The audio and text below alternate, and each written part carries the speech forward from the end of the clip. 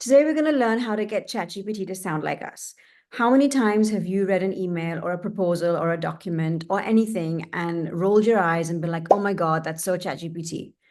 All of us, right? Because everyone's just using ChatGPT and just copy pasting whatever crap, excuse my language, they get out of there. So there are ways to make ChatGPT sound a lot more like us. And today I'm going to show you how you can do that. So if you want to get ChatGPT to sound like you or to sound like someone whose writing you really like, or like a celebrity or anybody who you admire and you want to imitate, it's not really imitation, it's inspiration. I like to call it inspiration because we can't really be anybody else, but we can take inspiration. The first thing I want to clarify is that the way you communicate with ChatGPT is the way it will communicate back to you. So if your tone of voice is very casual, conversational, friendly, it will reply to you in a casual, conversational, friendly way. If your tone of voice is very professional and, just straightforward and to the point, that's how it will reply to you. It's like a human. It will reply to you like you talk to it. So it kind of mimics the way you are communicating with it, because at the end of the day, it's a language model that is able to have a conversation with you.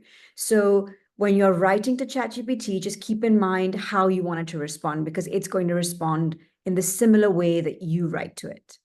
The first thing you want to do to get ChatGPT to sound like you is give it an article or some emails that you have written in your tone of voice and feed it into ChatGPT. You can do this by just copy pasting a whole bunch of different articles and putting them into ChatGPT by telling it that now I'm going to show you some examples of my writing. Or you can put it in a Word document and just put 1, 2, 3, 4, 5, and just copy paste maybe 5 different emails that you've written, and you can upload it as a Word document to ChatGPT.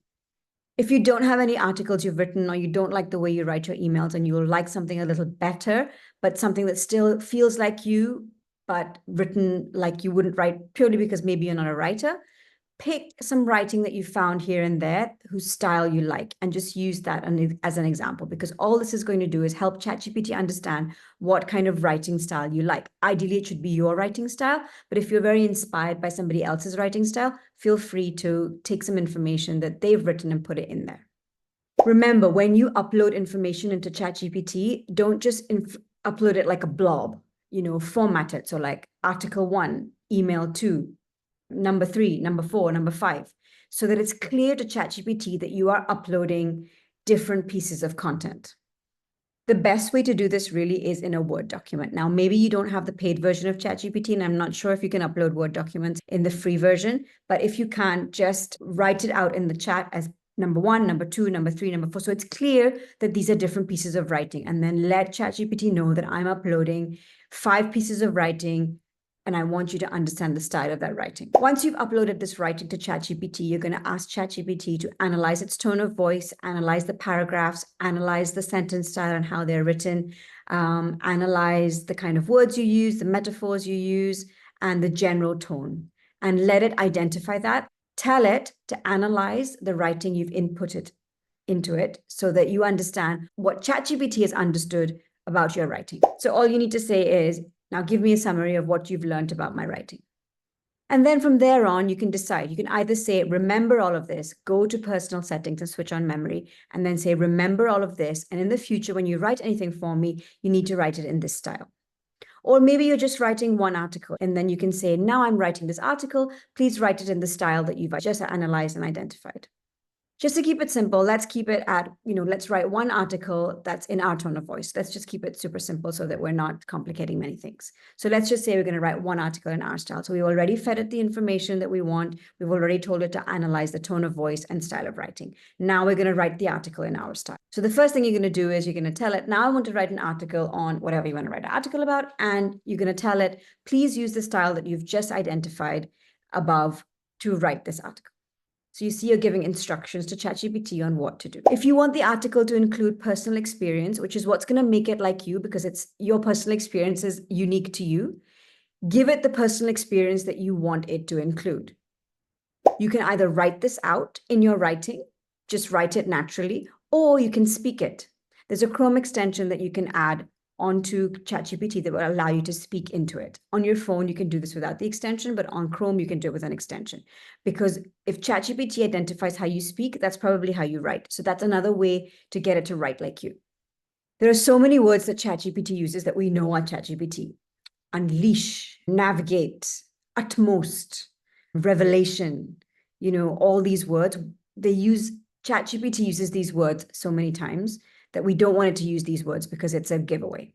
So what you want to do is you want to tell it, here are a list of words that I don't want you to ever use in the articles. And then just copy paste a whole bunch of words that you don't want it to use. If you want the article you're writing to have certain facts and figures, don't expect ChatGPT to be able to figure out what you want in it. So just give it the facts and figures. Say, I'm writing an article on this, use my tone of voice, use my personal experience, and I want you to include these facts, and just include the facts. Sometimes when you use ChatGPT, you'll find that it gives you a lot of fluff. It just waffles and it says nothing.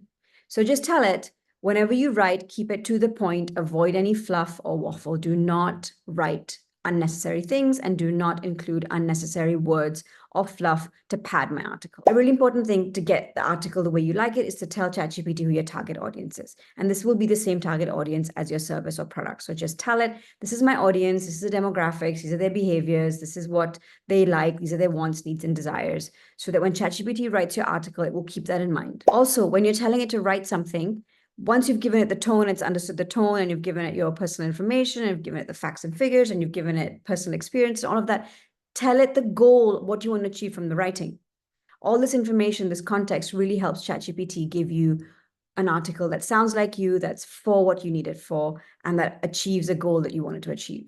So you can do this personalization in a few ways. You can either do it in one thread, or you can go to custom instructions and fill out your custom instructions. And then every time you communicate with ChatGPT, if your custom instructions are switched on, it will use those.